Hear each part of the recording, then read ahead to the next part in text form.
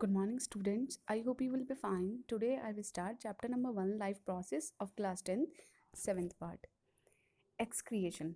Excretion का मतलब होता है कि वेस्ट मटेरियल को रिमूव करना. An organism get rid of excess or toxic waste produced by of metabolism. कि जो ऑर्गेनिज्म मेटाबॉलिक जब एक्टिविटीज़ होती हैं तो उसमें कुछ जो वेस्ट होता है टॉक्सिक वेस्ट उसको रिमूव करना बॉडी से, उसको बोलते हैं एक्सक्रिएशन. ऑस्मो रेगुलेशन किसको बोलते हैं? It is a process that maintain the amount of water, कि जो हमारी बॉडी में वाटर का जो अमाउंट होता है उसको मेंटेन रखना, और जो आयनिक होते हैं आयंस होते हैं हमारी बॉडी में उनका बैलेंस रहना. जैसे कि आयन से जैसे sodium, potassium and chloride ion. ठीक है, तो हमारी बॉडी में वाटर का अमाउंट और आयंस का जो बैलेंस है उसको मेंटेन रखना, तो उसको बोलते हैं osmoregulation. Excretion in animals. Animals के अंदर जो एक्सक्रिएटरी जो ऑर्गन होते हैं वो डिफरेंट एनिमल में डिफरेंट एक्सक्रिएटरी ऑर्गन होते हैं. The protozoa like the protozoa the single cell animal loss waste matter by simple diffusion through the cell membrane like amoeba.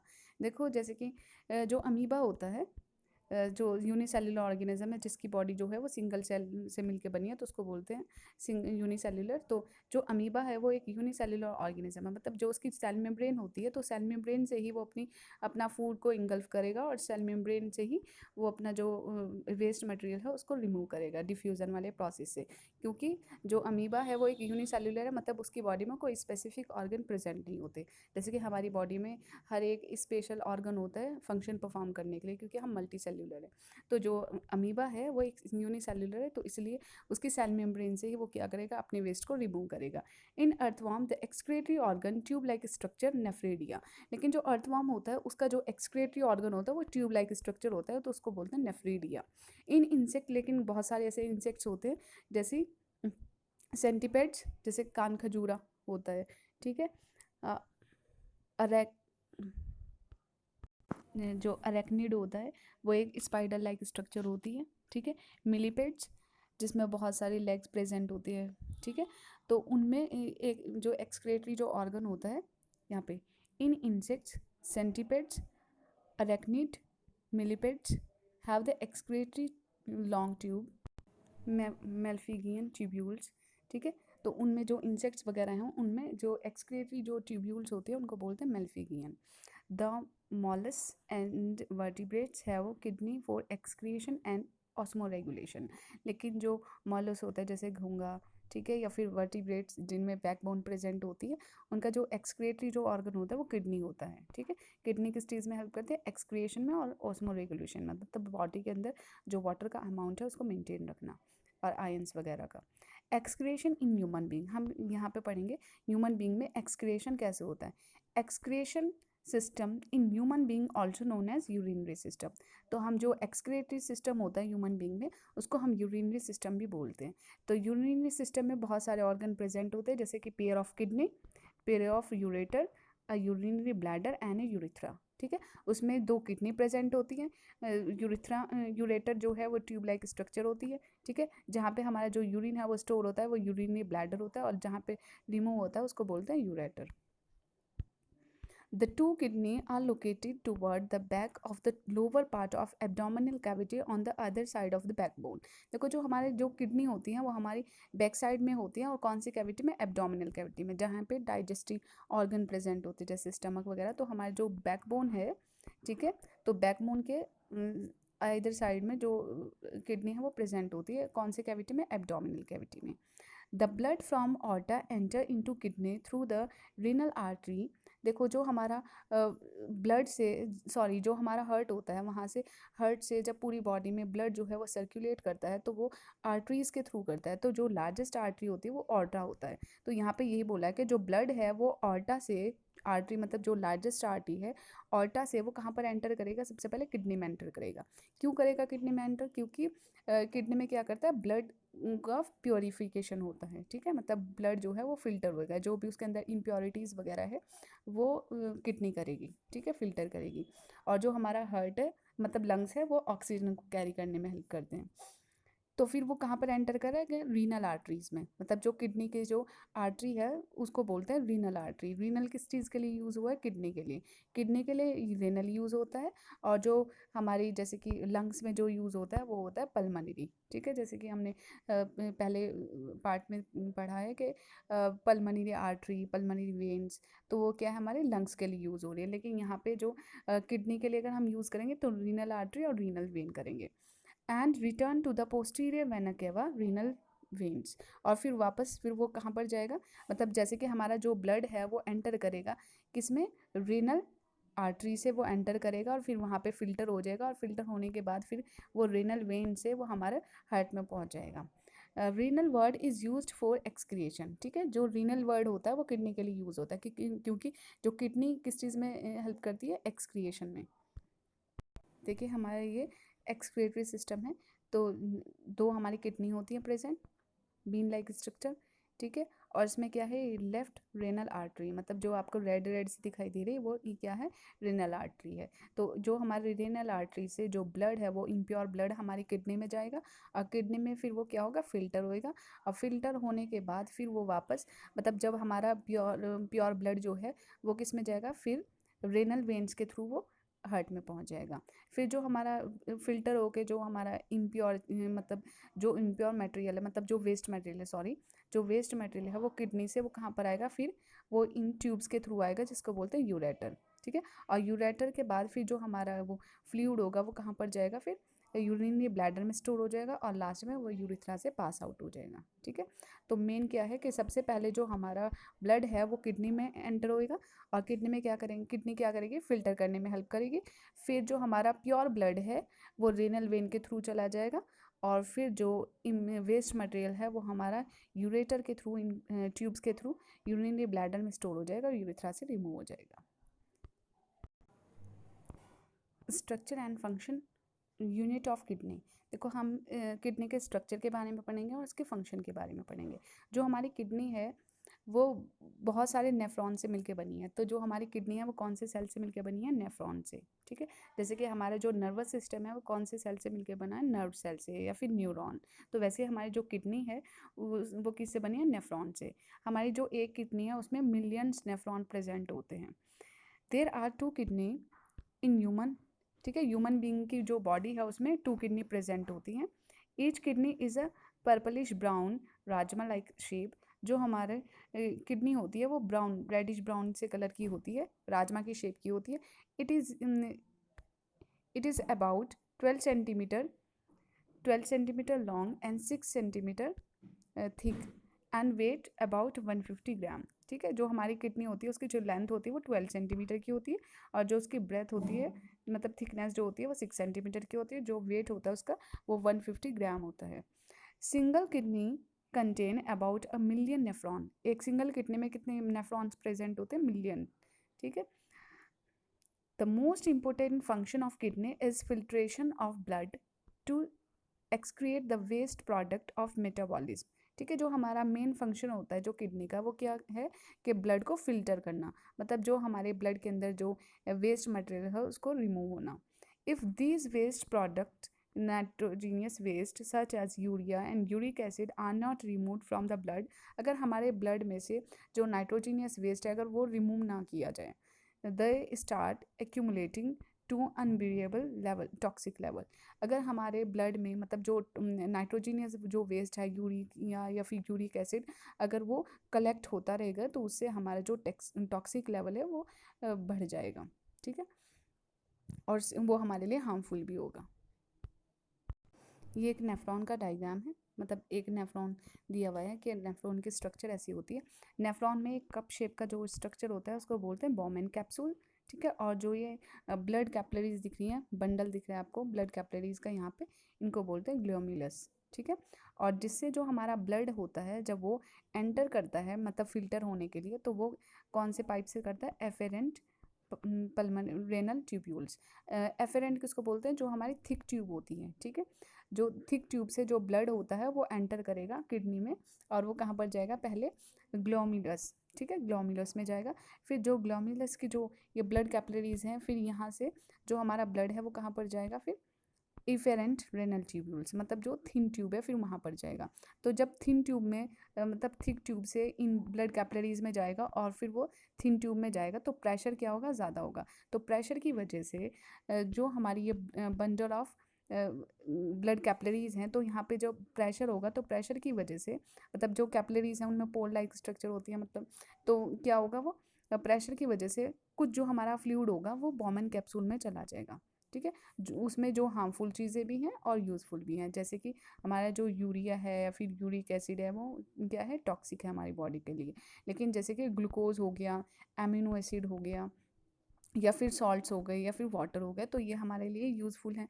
तो प्रेशर की वजह से ब्लड में से जैसे कि यूरिया, फिर जो मैंने अभी बताया ग्लूकोज, अमीनो एसिड, वो कहाँ पर चले जाएंगे, बॉमिन कैप्सूल में एंटर हो जाएंगे। ठीक है, तो उस इस चीज़ इसमें फ्लूइड में कुछ हमारे लिए यूज़फुल चीज़ें हैं, कुछ हार्मफुल चीज़ें हैं। तो यहाँ पे जो बॉमिन कैप्सूल है वहाँ पे सीलिया प्रेजेंट होते हैं। सीलिया किसको बोलते हैं, हेयर लाइक स्ट्रक्चर होती है। तो हेयर लाइक स्ट्रक्चर की वजह से मतलब सीलिया की वजह से जो बॉमिन कैप्सूल में जो फ्लूइड है वो कहाँ पर चला जाएगा, वो इस ट्यूब्स में एंटर हो जाएगा, जो आपको ये दिख रही है यहाँ पर एंटर हो जाएगा। ठीक है, ये पिंक पिंक सा। ठीक है, और उसके ऊपर फिर जो हमारा यहाँ पे जो ब्लड हुआ है, ये जो ब्लड आया है इफेरेंट मतलब जो थिन ट्यूब से जो ब्लड है वो कहाँ पर, इन ब्लड कैपिलरीज में जाएगा। ठीक है, क्योंकि यहाँ पे क्या है, यहाँ पे हमारे इसमें जो बॉमिन कैप्सूल में हमारे यूरिया है, यूरिक एसिड है, ठीक है, और फिर ग्लूकोज है, एमिनो एसिड है, सॉल्ट्स हैं और वाटर है, जो कि glucose, amino acid, salts and water ये हमारे लिए क्या है, यूज़फुल हैं। ठीक है, तो यहाँ पे जब वो एंटर हो जाएंगे तो हमारे लिए जो हार्मफुल है वो यूरिक एसिड है, मतलब ये है। तो यहाँ पे जो ब्लड है, वो ब्लड जो कैपिलरीज हैं वो इसके ऊपर क्वाइल्ड हुई हुई हैं। ठीक है, और जो यहाँ पे जो ब्लड कैपिलरीज हैं वो किस चीज़ का वर्क कर रही है, सिलेक्टिवली रीअब्जॉर्प्शन का काम कर रही है। मतलब जो हमारी इसमें इस ट्यूब में जो मटेरियल है, जो फ्लूइड है, उसमें कुछ वेस्ट मटेरियल है और कुछ यूज़फुल चीज़ें हैं। ठीक है, तो उस फ्लूइड में जो यूज़फुल चीज़ें हैं जैसे कि ग्लूकोज और जो अमीनो एसिड होगा, वो जो हमारी ये इफेरेंट जो रेनल ट्यूब्यूल है ये क्या करेगी, उसको रीअब्जॉर्प्शन का वर्क करेगी। मतलब वापस से जो इसमें जो ग्लूकोज और जो अमीनो एसिड गया है हमारे इस ट्यूब में, तो वहाँ से जो ये क्या करेगा, सिलेक्टिवली के तरह वर्क करेगा और वापस से फिर जो मटेरियल है जैसे ग्लूकोज है या फिर अमीनो एसिड है वो रीअब्जॉर्प्शन हो जाएगा, उसका वापस से चला जाएगा। ठीक है, फिर आगे जो हमारी ये ट्यूब है ये और आगे जाएगी और ये किस में चली जाएगी, यू टाइप, यू शेप में, ऐसे देखो यू शेप में चली जाएगी। तो इसको यू शेप को बोलेंगे हम हेनलीज लूप। ठीक है, तो हेनलीज लूप में चली जाएगा और जो ये इसके ऊपर क्वाइल्ड हुई है ब्लड कैपिलरीज आपको दिख रही हैं, फिर ये दोबारा से रीएब्जॉर्प्शन का काम करेंगी। तो रीएब्जॉर्प्शन फिर यहाँ पे क्या करेंगे, जो वाटर है, देखो यहाँ पे वाटर है फिर सॉल्ट्स है, उनको फिर वो दोबारा से रीअब्जॉर्ब करेगा। कौन, ये हमारे जो ब्लड कैपिलरीज हैं यहाँ पे। ठीक है, जो ये ब्लड कैपिलरीज हैं आपको जो इसके ऊपर क्वाइल्ड हुई हैं, मतलब इफेरेंट जो रेनल ट्यूब्यूल हैं, जो ब्लड कैपिलरीज हैं, ये सब क्या है, इसके ऊपर क्वाइल्ड हुई हैं। ये दोबारा से फिर किसको रीअब्जॉर्ब करेंगे, वाटर और सॉल्ट को, क्योंकि जो वाटर का जो अमाउंट है या फिर सॉल्ट्स है वो दोबारा से रीअब्जॉर्ब करेंगे। और जो फिर हमारा जो वेस्ट फ्लूइड है वो फिर वो कहाँ पर जाएगा, हमारे कंडक्टिंग डक्ट में चला जाएगा। ठीक है, और कंडक्टिंग डक्ट में मोस्टली क्या होता है, यूरिन होता है। ठीक है, और यूरिन फिर वो किसमें, किडनी से फिर वो ट्यूब लाइक स्ट्रक्चर में मतलब यूरेटर में जाएगा, फिर यूरिनरी ब्लैडर में यूरिथ्रा के थ्रू वो रिमूव हो जाएगा। ठीक है, तो इस तरीके से जो मैंने आपको अभी बताया है मैं अब वर्ड्स में बताऊंगी कि जिस टाइम पे हमारे जो ये बॉमिन कैप्सूल है, कप लाइक स्ट्रक्चर, ये कप लाइक स्ट्रक्चर है, तो जो इसमें जो थिक ट्यूब है, ये क्या है, थिक ट्यूब को हम बोलते हैं एफेरेंट रेनल ट्यूब्यूल से जो हमारा ब्लड है, मतलब इम्प्योर ब्लड है, अभी उसके अंदर इम्प्योरिटीज़ हैं, वो सबसे पहले हमारे किडनी में, मतलब किडनी क्योंकि किस चीज़ की बनी है, नेफ्रॉन की। ठीक है, तो नेफ्रॉन में वो क्या करेगा, वो एंटर होगा नेफ्रॉन में। ये जो नेफ्रॉन का क्योंकि डायग्राम, तो एफेरेंट रेनल ट्यूब्यूल से थिक ट्यूब से वो यहाँ पर एंटर करेगा, बंडल ऑफ ब्लड कैपिलरीज इनमें एंटर करेगा। ठीक है, फिर जो हमारा जो ब्लड है वो इफेरेंट में जाएगा। ठीक है, तो यहाँ पे जब प्रेशर ज़्यादा लगेगा क्योंकि थिन ट्यूब है, तो प्रेशर की वजह से कुछ जो हमारा फ्लूइड है, ठीक है, फ्लूइड में कुछ यूज़फुल चीज़ें, कुछ हार्मफुल चीज़ें वो बॉमिन कैप्सूल में एंटर हो जाएंगी। ठीक है, क्योंकि ये सिलेक्टिवली परमेबल मेम्ब्रेन है। तो यहाँ पर जब एंटर हो जाएंगे, अब हमारे इसमें कुछ यूज़फुल हैं, कुछ हार्मफुल चीज़ें हैं। तो इफेरेंट जो ट्यूब्यूल है, ये फिर इसके ऊपर जो है वो कॉइल्ड हुई है। तो यहाँ पे जो हमारा ग्लूकोज है, ठीक है, या फिर एमिनो एसिड है, या फिर सॉल्ट है, या फिर वाटर है, ये तो हमारे लिए यूज़फुल है। लेकिन जो यूरिया है या फिर यूरिक एसिड है, हमारे लिए हार्मफुल है। तो यहाँ पे जब ये और आगे जाएगा, तो जो हमारे ये ब्लड कैपिलरीज हैं, ये क्या करेंगे, यहाँ पे रीअब्जॉर्प्शन का वर्क करेंगे। रीअब्जॉर्प्शन किसको बोलते हैं, कि दोबारा से जो यूज़फुल मटेरियल है उसको रीअब्जॉर्ब कर लेंगे, रिटेन कर लेंगे, ठीक है। और रिटेन करने के बाद फिर ये हमारे जो और आगे मूव करेगी, और ये क्या होगा, यू शेप की स्ट्रक्चर बनाएगी। यू शेप को हम क्या बोलते हैं, हेनलीज लूप। फिर हेनलीज लूप में यहाँ पे जो ब्लड कैपिलरीज है क्वाइल्ड हुई हैं, ये यहाँ पे क्या करेंगे, फिर दोबारा से रीअब्जॉर्प्शन का वर्क करेंगे। फिर वो दोबारा से रीअब्जॉर्प्शन का वर्क करेंगे। और रीअब्जॉर्प्शन में वो ये क्या होगा, यहाँ पे जो हमारा वाटर है, देखिए यहाँ पे जो वाटर है या फिर सॉल्ट्स है, उसका रीअब्जॉर्प्शन होगा हेनलीज लूप में, ठीक है। मतलब हेनलीज लूप में जो हमारा फ्लूइड है, इसमें वाटर, सॉल्ट और यूरिया और यूरिक एसिड है। तो उसमें से जो हमारी ब्लड कैपिलरीज है वो किसको रीअब्जॉर्प्शन करेगी, वाटर एंड सॉल्ट्स को। और फिर जो हमारा वेस्ट मटेरियल है वो फिर हमारा कंडक्टिंग डक्ट में, फिर जो हमारा वेस्ट फ्लूइड है वो और किस में पहुंच जाएगा, कंडक्टिंग डक्ट में। मतलब यूरिया जिसमें प्रेजेंट होगा, कंडक्टिंग डक्ट में यूरिया प्रेजेंट होगा। और फिर वो किस में, ट्यूब लाइक स्ट्रक्चर में, मतलब यूरेटर, फिर यूरिथ्रा, यूरिनरी ब्लैडर, इसमें पहुंच जाएगा वो। देखिए फिर मैंने अभी आपको बताया कि जो कंडक्टिव डक्ट में पहुंच जाएगा, मतलब यहाँ पे इसमें क्योंकि जो किडनी है वो नेफ्रॉन से बनी हुई है, तो यहाँ पे जब हमारा कंडक्टिंग डक्ट में न्यूरॉन, मतलब यूरिन जो है वो पहुंच जाएगा, तो फिर वो ट्यूब लाइक स्ट्रक्चर में पहुंचेगा, मतलब यूरेटर में पहुंचेगा। फिर उसके बाद ये स्टोर हो जाएगा यूरिनरी ब्लैडर में, और लास्ट में यूरेथ्रा के थ्रू मूव हो जाएगा। तो जो मैंने आपको डायग्राम में आपको एक्सप्लेन किया है वो मैं अब वर्ड्स में बता रही हूँ। Structure and function of nephron. Each nephron has a cup shaped upper and called बोमेंस capsule. देखो जो हमारा हर एक न्यूरॉन में एक कप शेप स्ट्रक्चर होता है जिसको बोलते हैं बोमेंस कैप्सूल। तो बोमेंस कैप्सूल किससे लिया गया है, बोमेंस capsule is named after sir William बोमेंस, a British surgeon, ठीक है। जो बोमेंस जो कैप्सूल था, जो वर्ड लिया गया था, ये सर विलियम बोमेंस ने दिया था, जो एक ब्रिटिश थे, ठीक है। It contain a bundle of blood capillaries called glomerulus, glomerulus. देखो जो इसमें ब्लड कैपिलरीज का जो बंडल होता है उसको क्या बोलते हैं, glomerulus. The blood enter into the glomerulus carries waste material which are filtered out in the Bowman's capsule. देखो जो हमारे ग्लोम्युलस में जो ब्लड कैपिलरीज में, मतलब जो ब्लड जो प्रेजेंट होता है उसमें कुछ वेस्ट मटेरियल प्रेजेंट होते हैं, जो कि कहाँ पे फिल्टर होंगे, बोमेंस कैप्सूल में। Filtration is possible because the wall of glomerulus capillaries and blood Bowman's capsule are very thin and are selectively permeable. देखो इसमें फिल्ट्रेशन कैसे होगा, क्योंकि जो हमारी ग्लोमिनस, मतलब बंडल ऑफ जो ब्लड कैपिलरीज हैं, फिर बोमेन कैप्सूल की जो वॉल होते हैं वो एक सेलेक्टिवली परमिएबल मेम्ब्रेन की तरह वर्क करती हैं। This property of membrane allow water and small molecules in the blood to pass through them. देखो जो उनकी मेम्ब्रेन होती है वो क्या करती है, वाटर को अलाउ कर देगी, कुछ स्मॉल जो मॉलिक्यूल्स होंगे उनको भी ब्लड में से रिमूव कर देगी। Once the waste material is filter out, जिस टाइम पे जो वेस्ट मटेरियल होता है वो फिल्टर आउट हो जाएगा, the blood free from this water material waste material goes into the renal vein from where it goes into the heart through posterior vena cava. देखो जिस टाइम पे जो हमारा ब्लड है वो फिल्टर हो जाएगा, तो फिर जो हमारा प्योर ब्लड है वो कहाँ पर एंटर होगा, फिर हमारा रेनल वेन्स के थ्रू वो हमारा हार्ट में पहुँच जाएगा, वेना केवा के थ्रू। द फ्लूइड कंटेन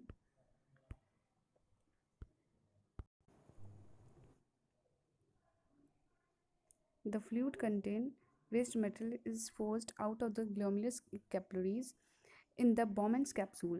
ठीक है, जो हमारा फ्लूइड है जिसमें वेस्ट मटेरियल जो है वो कंटेन होता है वो हमारे बोमेंस कैप्सूल में चला जाएगा। The filtered out fluid is known as glomerulus filtrate which contain potassium, sodium and chloride ion. Glucose amino acid along with urea uric acid and large amount of water. देखो जो हमारा फिल्टर्ड आउट जो fluid होगा उसमें बहुत सारे ions present होंगे, जैसे सोडियम पोटेशियम क्लोराइड आयन या फिर ग्लूकोज एमिनो एसिड, ये सब चीज़ प्रेजेंट होंगी। Bowman's capsule lead into a long tube structure into which the glomerulus filtrate moves away। देखो जो हमारा बॉमेंस जो कैप्सूल होगा वो एक लॉन्ग ट्यूब लाइक स्ट्रक्चर होगा, ठीक है, जो ग्लोमेरुलस फिल्ट्रेट से दूर होगा। The tubular structure is convoluted, twisted, folded and U-turn before meeting the conducting duct. देखो जो हमारा ट्यूबुलर जो स्ट्रक्चर होगा काफ़ी ट्विस्टेड होगा, फोल्डेड होगा, यू शेप की स्ट्रक्चर होगी, फिर उसके बाद वो कंडक्टिंग डक्ट बन जाएगी। During the flow of glomerulus filtrate in this long tube, reabsorption of useful material and secretion of certain substance take place। देखो जिस टाइम पे हमारा ग्लोमेरुलर जो फिल्ट्रेट होगा, फ्लो होगा ट्यूब्स में, उसमें कुछ जो मटेरियल है वो हमारे लिए यूज़फुल हैं, ठीक है, तो उनका रीएब्जॉर्प्शन होगा, ठीक है। The material reabsorption are glucose amino acid sodium potassium and chloride and water. देखो जो हमारे मटेरियल जो रीएब्जॉर्ब होंगे दोबारा से एब्जॉर्प्शन होगा उनका, वो है glucose amino acid sodium chloride potassium and chloride ion. The fluid reaching the end of conducting duct is called urine। देखो जो हमारा फ्लूइड लास्ट में एक कंडक्टिंग डक्ट तक पहुंचेगा उसको बोलते हैं यूरिन, ठीक है। लास्ट में जो वेस्ट मटेरियल होता है जिसमें यूरिया यूरिक एसिड होता है तो वो कंडक्टिंग डक्ट तक पहुंच जाएगा। The urea is a fluid and dissolve waste substance excreted by the kidney. देखो जो हमारा यूरिया होता है वो एक फ्लूइड होता है जिसमें वेस्ट मटेरियल डिजॉल्व होते हैं, जो कि किससे एक्सक्रिएट होंगे, हमारी किडनी से। Human urine contain 95% water. जो यूरिन होता है ह्यूमन का उसमें 95% वाटर होता है, 5% जो है वो नाइट्रोजनियस वेस्ट होते हैं, जैसे यूरिया एंड यूरिक एसिड, ठीक है। Finally the urine moves through the ureter and collecting in the urinary bladder.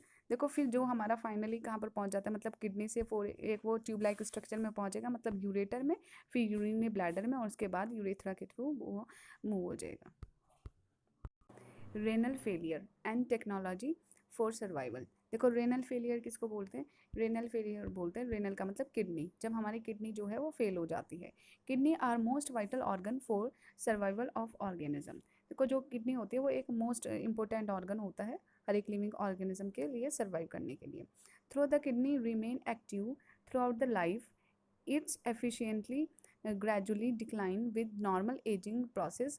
For example, its activity decline to about 50% by the age of 70 in humans। देखो जो हमारी kidney होती है वो हमारी through out the life जो है वो एक्टिव रहती है, लेकिन जो हमारा जो किडनी का जो प्रोसेस होता है वो डिक्लाइन हो जाता है 50% जब हमारी जो एज हो जाती है वो 70%, अगर 70 ईयर्स की एज हो जाती है। The other cause of decline in the normal functioning of kidney are disease as kidney infection, injury and restriction blood flow to the kidney. देखो जो और जो हमारी किडनी होती है उसका डिक्लाइन का एक दूसरा ये भी कॉज हो सकता है कि या फिर हमारी जो किडनी है उसमें इन्फेक्शन हो गया, फिर इंजरी होगी, या फिर जो ब्लड है वो किडनी तक नहीं पहुंच पा रहा है, फ्लो प्रॉपर नहीं हो रहा है, रेस्ट्रिक्ट हो रहा है। This abnormality result in the kidney damage and malfunctioning. देखो फिर इससे क्या रिजल्ट होगा कि हमारी जो किडनी है वो फेल हो जाएगी, ठीक है, या फिर वो प्रॉपर मतलब फंक्शन नहीं कर पाएगी, मेल फंक्शनिंग हो जाएगा। A general term for decline in the performance of kidney due to the disease to kidney is kidney failure। ठीक है, जो अगर हमारी जो किडनी है वो प्रॉपर परफॉर्मेंस नहीं कर पा रही है, मतलब प्रॉपर फंक्शन नहीं कर पा रही है, तो उससे जो हमारी डिसीज़ है वो किडनी फेलियर हो जाएगी, ठीक है। मतलब जो किडनी है वो प्रॉपर वर्क नहीं कर पाएगी। Through it not common, it may result to death when within a couple of weeks if not treated properly. देखो अगर हम उसको जल्दी ट्रीट नहीं कर पाएंगे तो यहाँ तक कि हमारी डेथ भी हो सकती है किडनी की वजह से, क्योंकि अगर देखो हम उसको ट्रीट नहीं कर पाएंगे तो हमारी बॉडी में जो टॉक्सिक जो वेस्ट है वो उसका जो हार्मफुल नाइट्रोजनियस जो वेस्ट है वो कलेक्ट होता रहेगा, तो उससे टॉक्सिक लेवल हमारी बॉडी में बढ़ जाएगा, तो उससे डेथ भी हो सकती है।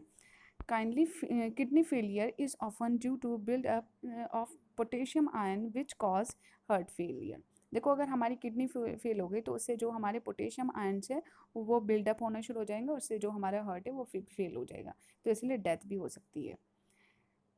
तो जो हमारी किडनी है उसको फेल जैसे हो गई तो उसका एक ऑल्टरनेटिव मेथड भी है उसको उसको ट्रीट करने का। The failure of the two kidney immediately need medical intervention. देखो अगर हमारी एक किडनी फेल हो गई तो हमारी दूसरी किडनी से काम चल जाएगा, क्योंकि जो हमारी बॉडी है वो सिमेट्री है, तो एक अगर चीज़ ख़राब हो जाती है तो दूसरे से काम चल जाएगा। लेकिन अगर दोनों किडनी फेल हो गई तो फिर हमें कुछ मतलब डायलिसिस वगैरह कुछ कराना पड़ेगा, फिर तो करना पड़ता है। There are two alternative of kidney failure. देखो जो किडनी फेलियर अगर हो जाती है तो उसके दो सॉल्यूशन है, या तो फिर हम किडनी ट्रांसप्लांट कर दें, ठीक है, अगर किसी की किडनी एक किसी दूसरे की से मैच हो रही है तो ट्रांसप्लांटेशन कर दिए। Matching kidney from a healthy person में बी ट्रांसप्लांटेड, ठीक है, अगर कोई हेल्दी पर्सन है और मैच हो रही है उसकी किडनी तो ट्रांसप्लांट कर दें, वो ज़्यादा बेटर है। एंड अगर नहीं है, किसी के मैच नहीं हो पा रही है, नहीं दे पा रहा है, an artificial kidney machine may be employed in order to get rid of metabolic waste from the blood and to maintain normal level of water and mineral ions in the body fluid। ठीक है, तो अगर हमारी body में मतलब हम transplantation नहीं कर पा रहे हैं मतलब किडनी का, तो फिर हमें आर्टिफिशियली किडनी करनी पड़ेगी। मतलब आर्टिफिशियली किडनी में क्या होता है कि जो हमारा जो ब्लड है उसके अंदर जो वेस्ट मटेरियल है उसको रिमूव करना, और हमारे जो ब्लड है उसमें प्रॉपर लेवल जो वाटर का और जो मिनरल आयंस होता है उसमें वो प्रॉपर हो जाना, मतलब आर्टिफिशियली किया जाता है। The artificially kidney function function on this same principle as the normal kidney and the procedure is called dialysis. देखो जो हमारी जो आर्टिफिशियल किडनी होती है उसमें भी सेम प्रोसेस होता है जो नेचुरल किडनी में किया जाता है, लेकिन बस उस जो हमारी आर्टिफिशियल जो किडनी होती है उसको डायलिसिस बोलते हैं, ठीक है। डायलिसिस की हेल्प से हमारा जो ब्लड है वो प्योरीफाई किया जाता है। The blood is pumped out of the body and made to flow into the dialysing machine. देखो जो हमारी बॉडी से जो ब्लड है, इम्प्योर जो ब्लड है उसको पंप किया जाएगा किसमें, डायलिसिंग मशीन में, जिससे कि जो ब्लड में इम्प्योरिटीज़ है वो रिमूव कर सके। Heparin is added to blood to prevent clotting, ठीक है, अगर हमारे जो ब्लड है, क्योंकि जो ब्लड है वो डायलिसिंग मशीन में जा रहा है तो उससे जो हमारा ब्लड है जब वो बाहर आएगा तो क्लॉट भी हो सकता है, जम भी जाएगा, तो क्लॉट होने के लिए, क्लॉट ना हो उससे, तो हेपेरिन डाला जाता है, ब्लड में ऐड किया जाता है। The blood circulate slowly through the long cellulose tube coiled in a tank filled with dialysing solution। ठीक है, जो हमारे ब्लड जो है वो सर्कुलेट किया जाता है बहुत स्लोली एक लॉन्ग सी ट्यूब में, जो कि वो जो ट्यूब होती है वो एक टैंक में होती है जिसको बोलते हैं डायलिसिंग सॉल्यूशन में होती है। The cellulose membrane allow ions very small molecules and water to diffuse through it. देखो जो हमारी सेल्यूलर जो मेम्ब्रेन होती है वो एक सिलेक्टिवली की तरह ही करती है, मतलब आयंस और वाटर वगैरह को वो डिफ्यूज़न वाले प्रोसेस से जाता है। The blood capsule corpuscle sorry the blood corpuscles या फिर cell platelets protein molecules are too long and do not pass through the membrane. Finally the clean blood is pumped back into patient. ठीक है, फिर जो हमारे जैसे कि protein है या फिर जो हमारे ब्लड सेल्स हैं प्लेटिलेट्स वगैरह, उनका जो मॉलिक्यूल्स हैं उनका लार्ज साइज़ होता है, तो इसलिए वो क्या नहीं कर पाएंगे, वो अलाउ नहीं हो पाएंगे, उस मेम्ब्रेन से निकल नहीं पाएंगे। फिर जो हमारा ब्लड है जब वो क्लीन हो जाएगा फिर वो पेशेंट की बॉडी में पंप किया जाएगा। अब वो मैं डायग्राम दिखाती हूँ अभी आपको डायलिसिंग मशीन। तो देखिए इस पेशेंट की बॉडी से जो ब्लड है मतलब इम्प्योर जो ब्लड है वो इस ट्यूब में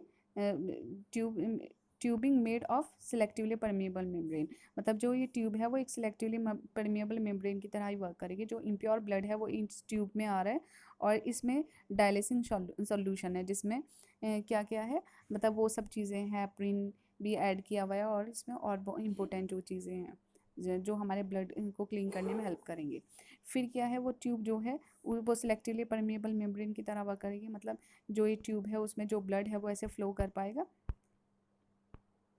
और फिर जो जब हमारा ब्लड जो है वो क्लीन हो जाएगा फिर उसके बाद वो पेशेंट की बॉडी में पंप किया जाएगा। ठीक है, तो ये क्या है, हमारी आर्टिफिशियल किडनी होती है जिसको बोलते हैं डायलिसिस।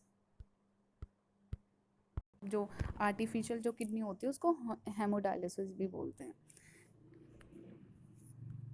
के बाद है एक्सक्रिएशन इन प्लांट्स। प्लांट्स में भी देखो जो वेस्ट मटेरियल है वो एक्सक्रिएशन होता है, ठीक है। तो ऑक्सीजन जो है जिस टाइम पे वो फोटोसिंथेसिस करते हैं तो फोटोसिंथेसिस में वो क्या रिलीज होती है उसकी बॉडी से प्लांट की ऑक्सीजन, तो उसका वो क्या है वेस्ट मटेरियल है। और वाटर जो है वो वेपर्स की फॉर्म में प्लांट की बॉडी से भी रिलीज होता है, जो वेस्ट होता है मतलब वाटर होता है तो उसको बोलते हैं ट्रांसपिरेशन, तो वो भी उसका क्या है प्लांट का एक तरीके से वेस्ट होता है। डेड सेल्स जैसे कि ड्राई लीव फॉल हो जाना, जैसे कि पत्ती वगैरह गिरना, ठीक है, फ्लावर्स वगैरह जो ड्राई फ्लावर है उनका फॉल ऑफ होना, तो ये सब क्या है प्लांट का वेस्ट मटेरियल है। वेस्ट प्रोडक्ट्स सेल्यूलर वैक्यूल्स, और जो सेल्स के अंदर जो वैक्यूल्स होते हैं उनमें जो वेस्ट मटेरियल है उसका कलेक्ट होना, मतलब वो भी क्या है एक्सक्रिएशन होता है। Other waste product are stored as resins and gums, और कुछ जो प्लांट के जो प्रोडक्ट होते हैं वो भी वेस्ट होते हैं, स्टोर्ड होते हैं, जैसे रेजिन्स एंड गम्स होते हैं, ठीक है। तो वो क्या है वो भी प्लांट का वेस्ट मटेरियल है, एक्सक्रिएशन हो गया है। तो आपका जो चैप्टर है लाइफ प्रोसेस वो कंप्लीट हो गया है। That's all for today.